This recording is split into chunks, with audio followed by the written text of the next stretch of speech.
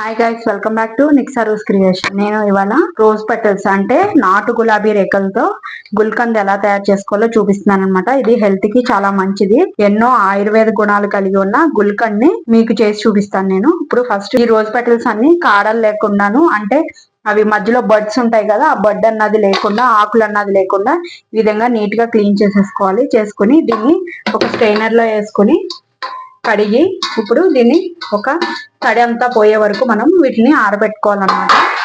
ఏదన్నా ఒక పల్చటి కాటన్ క్లాత్ మీద వేసుకొని వీటిని ఆరబెట్టుకోవాలన్నమాట. తడి అన్నది మొత్తం పోవాలి.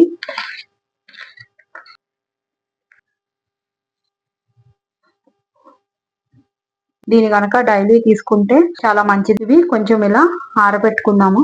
ఇలా పెటల్స్ అన్ని కూడా ఆరిపోయాయి అనమాట, వాటర్ అన్నది. సో ఇప్పుడు మనము ఇది ఆనియన్ చాపర్ ఉంటది కదా, అందులో వేసుకుని దీన్ని కొంచెం క్రష్ చేసుకోవాలి. అంటే పేస్ట్ లాగా అయితే చేసుకోకూడదు, కొంచెం లైట్ గా.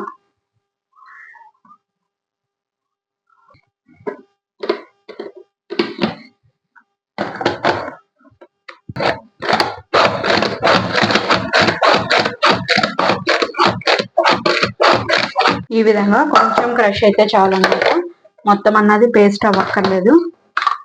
సో దీన్ని ఇందులోకి తీసేసుకుందాం. ఇలా క్రష్ చేసిన దాంట్లో నేనైతే పటిక బెల్లం తీసుకుంటున్నాను అనమాట. ఒక 20 ఫ్లవర్స్ కి ఒక 50 గ్రామ్స్ పటిక బెల్లం అయితే తీసుకుంటున్నాను.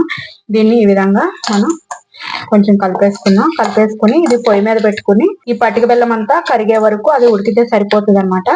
దీంట్లో ఎటువంటి వాటర్ పోయాల్సిన అవసరం లేదు, నెయ్యి కూడా వేయాల్సిన అవసరం లేదు. ఓన్లీ ఇది సిమ్ లో పెట్టుకుంటే గనక మనకి మొత్తం పటిక బెల్లం అంతా కరిగిపోయి మనకి గుల్కంద్ అన్నది రెడీ అయిపోతుంది. లో ఫ్లేమ్ మీదే చేసుకోవాలి. నేను గ్యాస్ అయితే వెలిగించేసుకుంటున్నాను.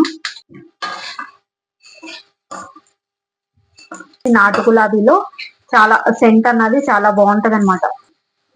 వేసవి కాలంలో ఎండ దెబ్బ నుండి మనల్ని కాపాడుతుంది అనమాట. ఇప్పుడు ఎలాగో హాఫ్ డే స్కూల్స్ నడుస్తున్నాయి కదా, పిల్లలు ఇంటికి వచ్చేసరికి 1 o'clock కి అలా వస్తున్నారు కదా ఎండలో. సో వాళ్ళకి వచ్చిన తర్వాత మన డైలీ గనక ఇది గనక ఒక స్పూన్ పెడితే వాళ్ళకి ఎండ దెబ్బ నుంచి వాళ్ళకి ఉపశమనం కలుగుతుంది అనమాట. అలా డైరెక్ట్ గా అయినా తినేసేయచ్చు జామ్ లాగా, లేదు అంటే గనక బ్రెడ్ లో గానీ లేకపోతే మిల్క్ లో గానీ వేసి ఇవ్వండి. చూడండి, నేను ఒక 20 ఫ్లవర్స్ చేశాను, ఎంత అయిందో.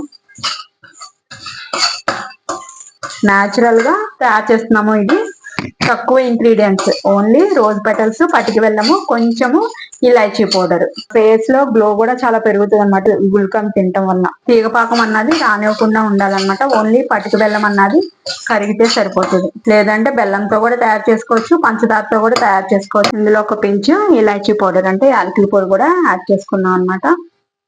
మనకి బయట అమెజాన్ వాటిలో కూడా దొరుకుతాయి రెడీమేడ్ గుల్కంద్. నేను స్టవ్ ఆఫ్ చేసేసుకుంటున్నాను. 2 టేబుల్ స్పూన్స్ హనీ అయితే, న్యాచురల్ హనీ వేసుకోవాలన్నమాట.